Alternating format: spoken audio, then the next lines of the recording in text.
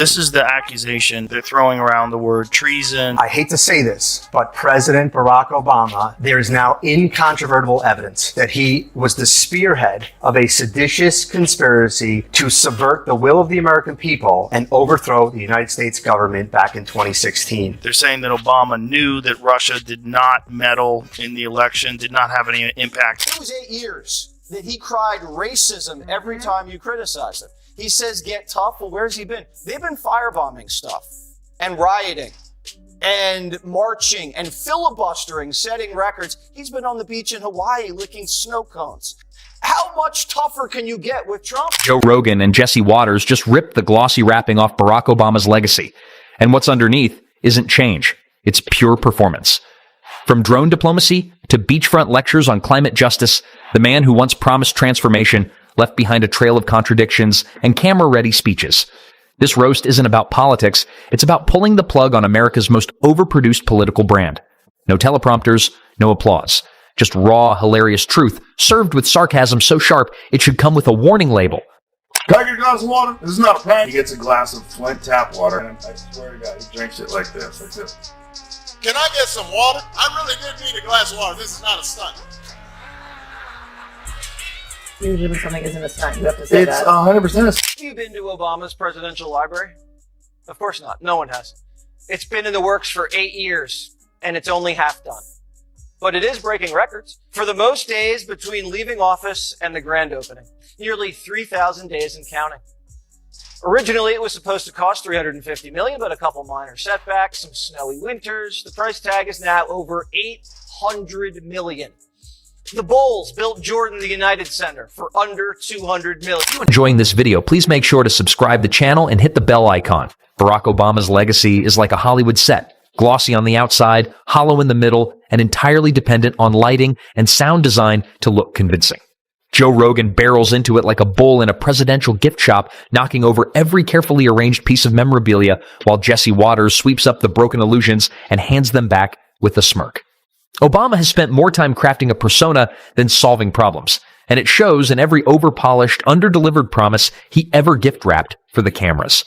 It's fun because things are actually happening. Very different than most of the time when people get elected. And I will shut down the federal Department of Education, and we will move everything back to the state. Most of the time when people get elected, they claim all these things when they're running for president. Then they get into office and not much changes. Individualize education and do it with the love for their children. And in fact, a lot of what they campaigned on, they don't practice at all. Great example is the Obama administration. The Hope and Change website had to be changed because there was a bunch of stuff in there about whistleblowers. I don't think Mr. Snowden was a patriot. I called for a thorough review of our surveillance operations before Mr. Snowden made these leaks. My preference would have been for a lawful, orderly examination of these laws. Protecting whistleblowers, which they didn't do at all. It was one of the worst administrations for whistleblowers. For a guy who ran on hope, he sure handed out a lot of it with expiration dates. Hope for transparency until the press started asking real questions. Hope for unity right before labeling half the country like expired produce. His entire brand revolves around being the relatable genius, someone who can shoot hoops, drop a beat, and quote policy in the same breath. But dig beneath the charisma, and you'll find a man who spent 8 years doing the political version of a TED Talk. Eloquent, dramatic, and completely free of results. Obama's trying to save the party he destroyed, so he's on a manhunt. But there's one problem. The brothers don't listen to him anymore, so he's trying to transition boys into girls.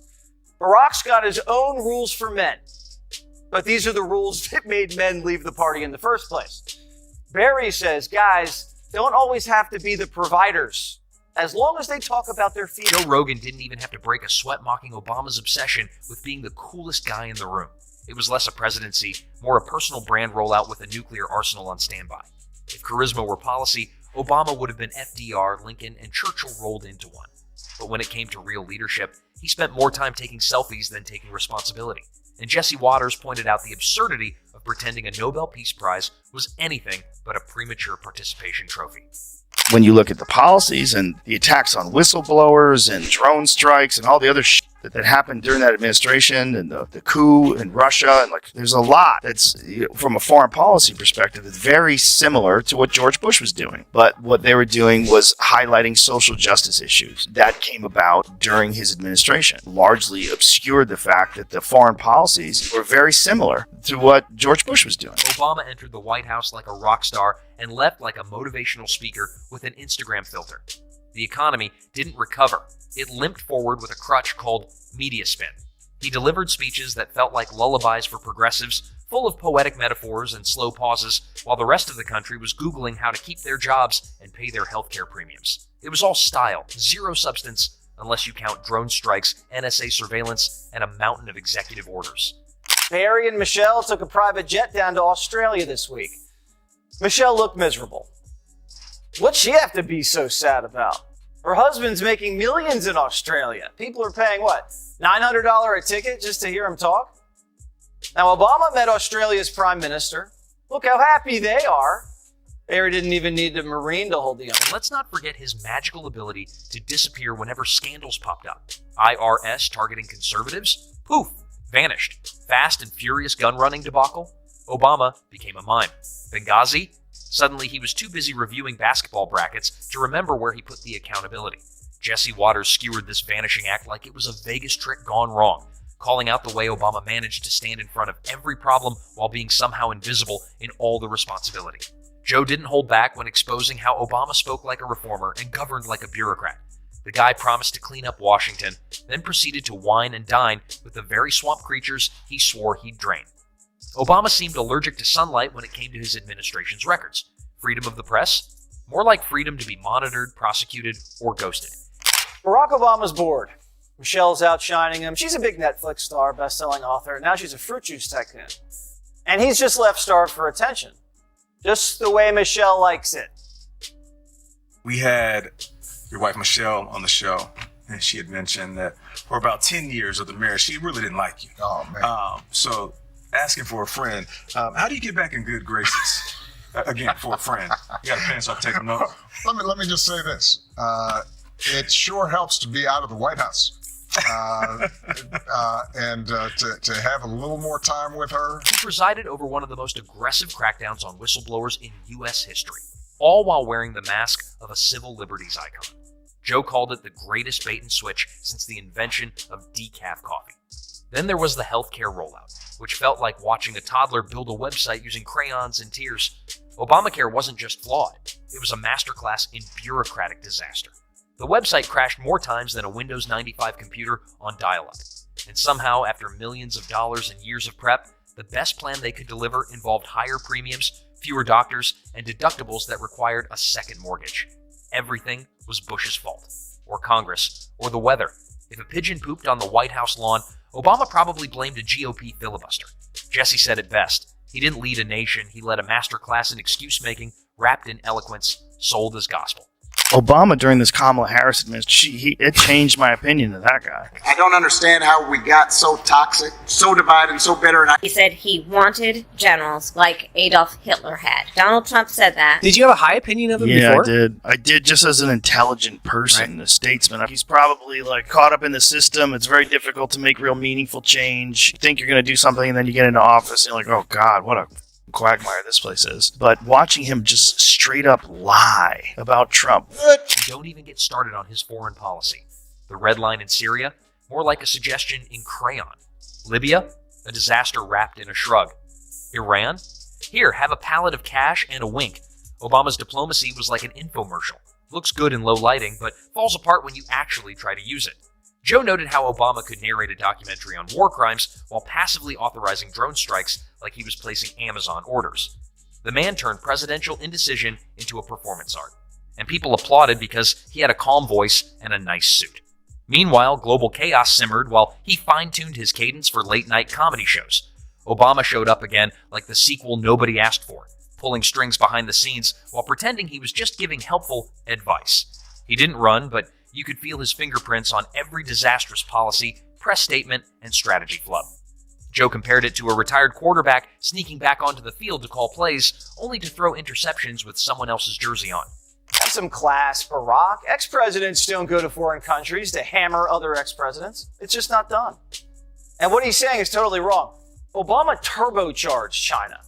Under Obama, China built up their military, hacked their companies, stole our factories, while our economy had the weakest recovery since World War II. Jesse went harder, slamming the way Obama built a generation of entitled, overly sensitive political operatives who learned more about social media clout than governing. He left behind a trail of ideological landmines disguised as legacy, and now America's stepping on every single one. The man didn't just pass the torch, he passed a dumpster fire and called it progress. And now, post-presidency, Obama lives like a Netflix billionaire philosopher with beachfront property and a publicist for every mood. Climate change is his favorite buzzword right after boarding private jets to global summits where the carbon footprint could power a small town. The hypocrisy is so thick you could bottle it and sell it as artisanal syrup. Joe said watching Obama talk about the environment is like listening to a vampire lecture on sunscreen.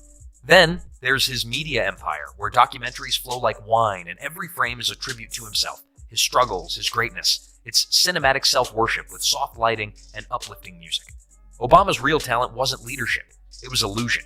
He didn't transform politics, he rebranded it. He gave old ideas a fresh coat of buzzwords and a Spotify playlist, and in doing so, he seduced a nation into thinking style and substance were the same thing. The roots of the earth. But Obama said, "Get out of here, Auntie. I don't want your dumb bush." Elder Auntie got booted from the event for being too difficult. She's 78 years old. Obama didn't go all the way to Australia for a welcome bush. He's there for two reasons: make money and trash Trump. Barry says that he had China in the palm of his hand. And once Trump took over, Xi Jinping ate our lunch. I think China feels as if it does not have to operate under the same constraints that it did when I was president. Joe Rogan called it exactly what it is: politics with a Hollywood filter and a SoundCloud soul. Jesse wrapped it up with a brutal jab. Obama promised change, but all he changed was the packaging. Beneath the surface, it was still the same swampy mess, now with better lighting and smoother jazz. The man didn't drain the swamp. He landscaped it, built a jogging trail, and invited Netflix to do a documentary about it. And now that the curtain's pulled back, there's no going back. The myth is cracking. The reality is leaking through. And the legacy? Let's just say it's aging like a carton of almond milk left in the sun. But don't worry, this roast isn't done. There's plenty more illusion to unravel. Meanwhile, the mess he left behind continues to smolder like a forgotten campfire in the middle of a drought. Jesse Watters doesn't even flinch, pointing out the irony. Obama built an entire brand off not being George W. Bush, and then proceeded to govern like Bush with a better playlist. Confirmed about Biden. Give me some volume and go full screen. What you know now, do you wish you had a third term? You know what? If I could make an arrangement where I had a stand-in, a front man or front woman, and they had an earpiece in, and I was just in my basement in my sweats looking through the stuff, and then I could sort of deliver the lines, but somebody else was doing all the talking and ceremony, I'd be fine with that. We know he wasn't really running the country. Yeah. We used to think he was actually running the country. Now they're like, no, he didn't even see those executive orders. That was all auto pen. Joe Rogan hit even harder. Obama's legacy isn't built on solutions, it's built on lighting. He doesn't fix things, he makes them sound inspirational while remaining unresolved. Healthcare? Still a disaster. Race relations? More divided than ever. Income inequality? Widened. But hey, he made everyone feel good about it for 8 straight years. That's not leadership, that's therapy with a teleprompter. And every time Obama opens his mouth today, it's the same recycled melody. How things could be better if people just listened to him. As if the problem started after he left, not during his tenure while he was too busy crafting the next coffee table memoir to notice the wheels falling off the country he was supposed to be steering. Jesse pointed to the way Obama lectures from his beachfront property about economic justice, like he didn't cash in more aggressively than a Powerball winner with an eBay account. He speaks to Americans struggling under inflation as if he's one of them. Meanwhile, he's signing 7-figure book deals and producing documentaries about the art of humility. It's the most high production case of do as I say, not as I do modern politics has ever seen.